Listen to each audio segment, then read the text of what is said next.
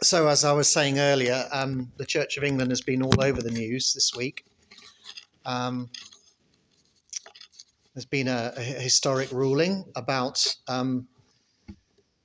yes, it's interesting how the press are getting everything wrong. So the Church of England hasn't agreed to bless same-sex marriage. It's agreed to bless the individuals in a same-sex marriage, and there is a difference. The other issue that's being talked about a lot is this issue about the language that we use for God. And another thing coming out of General Synod was the suggestion that a project be developed, like a task force, if you like, looking into this whole area of the language that we use for God.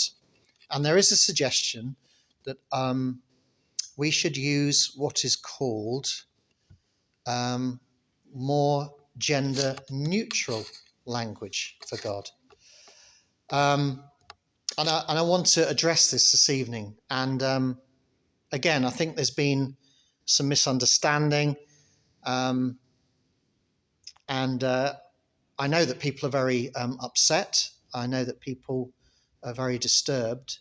And I've just been wanting to give a bit of reassurance in all of our services this morning, and think about our language, think about how inclusive our language is about God, but hopefully in a more useful way than is being suggested. And I wonder, even as you heard those readings, maybe because of what's been in the headlines this week, you were more aware of the language that was being used for God. Interestingly, in our psalm and in our Old Testament reading, we already have gender-neutral language for God. Whenever in our Bibles you see the word "the Lord" in capital letters, that is a rendition of the name of God that was given to Moses, Yahweh, which we often voice as Yahweh or Jehovah. Now that name is a gender neutral name. It just means I am who I am, or I shall be who I shall be, or mind your own business. In some senses, it's what God's saying to Moses. You want to know my name? This is my name, and it's a mysterious name, and it is a reminder that God is beyond male and female. We have lots of names for God. We have lots of ways of referring to God in our scriptures. Many of them are masculine. Some of them are feminine. But there is this whole tradition of the Yahweh language, which crops up again and again in the Old Testament. And interestingly, that is non-gendered language already. So that's quite interesting.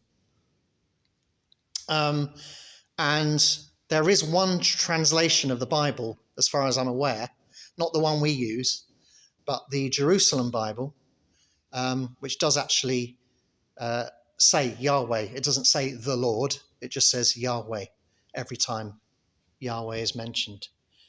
And if you think about it, the number of times that name crops up, every time we translate it as the Lord, after a while, it does come across as very, very masculine when it doesn't need to be.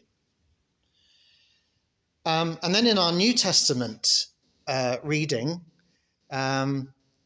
we have all that language about the Son. God says of Jesus, "This is my Son." And then he calls him the Beloved. So again, that's gender-neutral language, the Beloved. But it's mainly kind of the language of the Son. And then Jesus refers to himself as the Son of Man. So we've actually got a mixture in our readings this evening.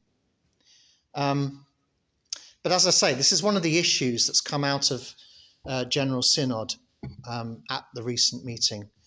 And I know that some people have been quite troubled by the headlines, which haven't been reported terribly well, I must say, because people are already saying things like, oh no, we're going to be forced to pray Our Mother instead of Our Father, which is absolute rubbish. Nobody suggested that. I don't think anybody would dare suggest that. You know, it's Jesus' prayer. It's the prayer that Jesus taught us. So, yeah. So all of these things, they're getting exaggerated. They're getting misunderstood. So, I think what I'm trying to say to people today is, don't panic. It's not as bad as you think. But I know a lot of people are troubled, and I've been doing a lot of thinking and praying about it this week. And there's been a very helpful article in the Church Times written by the Reverend Maggie Dawn. She's Professor of Theology at Durham University. She previously taught at Cambridge and Yale, and she's also a songwriter. So she's good with words, she's good with theology, and she suggests what I think is a very sensible and a much more positive way of going forward. But there's a few things to think about. First of all, this issue, again, it's being reported as a particular Church of England issue, but this isn't unique to the Church of England. Every denomination in every church has already gone through this, or is going through this, or will go through this. Adapting prayers, adapting hymns, adapting liturgy in an attempt to express God in ways that is still faithful to the traditions, to our traditions, but more welcoming to everyone who comes. And I think, yes, we've done season of creation prayers, haven't we, in these evening services. So you will have been exposed to some of that more inclusive language for God, and that more non-gendered language as well. Because those prayers, season of creation prayers, they come from all over the world, and they come from lots of different denominations as well. So that's the first thing to note, that this isn't just a Church of England issue. It's happening all around the world, and it's happening in lots of different churches. The second point to make is that changing our language, changing the language of our prayers and our worship is nothing new. I mean, I'm not that old. I like to think I'm not that old, but there's been 3 different prayer books in my life. I just about remember series 1 and 2, and then the ASB, and then Common Worship. We're constantly changing our language because the world changes, and culture changes, and words change their meaning. And it's interesting, some of the things that we consider to be time-honoured tradition. Have I got a copy here? No, I haven't. But take the Book of Common Prayer, the 1662 prayer book. We tend to think of that as very traditional, but actually, when it came out, it was revolutionary. It was so new, and a lot of the language it used was very, very different because of the Reformation that had happened at that time. So there's nothing new about us changing our language over time. I think the particular issue that faces us is that some people who either attend church or want to attend church, they hear our language to do with God, and it does sound very masculine. And to them, that's a problem. So this is a problem for some women. It's a problem too for those who don't identify as either male or female. And that population is growing as well. So we do need to bear all of these things in mind. Things change, and our language needs to reflect that in order that we can give a good welcome to everyone. But we do have to be really, really careful. Because the language that we use in our prayers, the language that we use in our worship, it's very precious language. It's very personal language. It's not like the language we use in every day, when we're out and about doing shopping or whatever, or just kind of describing things. It's very precious language, and it's very heartfelt language. When we say our prayers, we're not just describing things. We're saying things from the heart. So, for example, when we sing a hymn like one of our favourites, St. Wilfrid's favourites, "All My Hoping on God is Founded," we're not just describing where our hope is. This is a cry from our hearts. This is a statement of faith, and it's a very, very personal thing. And of course, it's enhanced by rhythm and poetry and music. And the language we use is about our relationship with God and our relationship with one another. So this is very, very sensitive stuff, and we do need to tread carefully, because it's easy to make mistakes in the effort to be more inclusive. In our language, it's easy to make mistakes. And here's a very, very good example, and you will have come across this. So take the Holy Trinity. Traditionally, we talk about the Holy Trinity as Father, Son, and Holy Spirit. You will have seen in that season of creation liturgy, definitely, and maybe elsewhere, the suggestion that we refer to the Holy Trinity as Creator, Redeemer, and Sustainer. So there you go. There is that's gender neutral language. Yep, Creator, Redeemer, Sustainer. And you might think, well, that works quite well, but actually, does it? Because actually, it's not as Trinitarian as it appears. Because creation doesn't just belong to the Father, and redemption doesn't just belong to the Son, and sustaining doesn't just belong to the Spirit.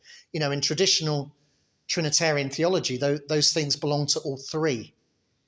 So it's kind of twisting our theology, and also it's sort of very functional. So instead of describing God's relationships, Father, Son, and Holy Spirit, which is very relational, it's kind of it sounds more functional. It's describing God's jobs, if you like, creating, redeeming, and sustaining. So immediately, and this is the danger, God becomes less personal once we try and use this non-gendered language.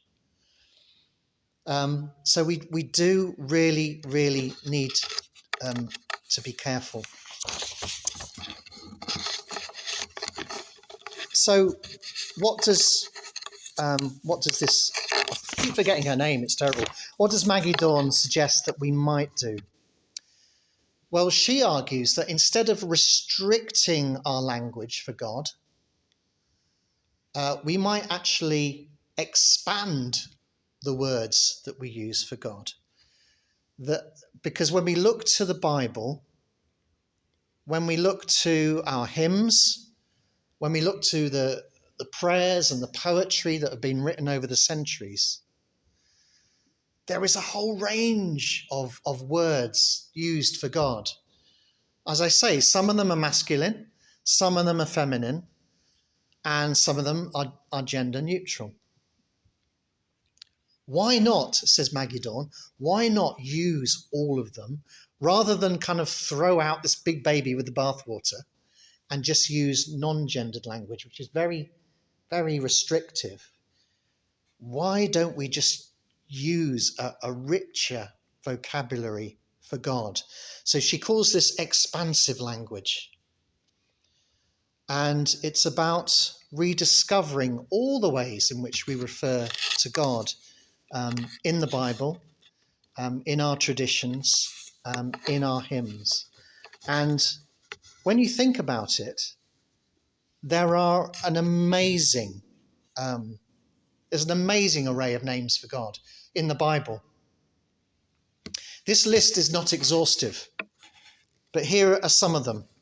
So in the Bible, God is called servant and friend, helper, Lord, Word made flesh, a compassionate Father, a mother who breastfeeds her children, a woman who knits, a tigress, a warrior, a mother hen, a shepherd, a rock and a tower, a shield and a defense, a landowner, a housekeeper, a baker of bread, a mighty ruler, a powerless infant, the light that lightens the world, and the darkness that is above all light.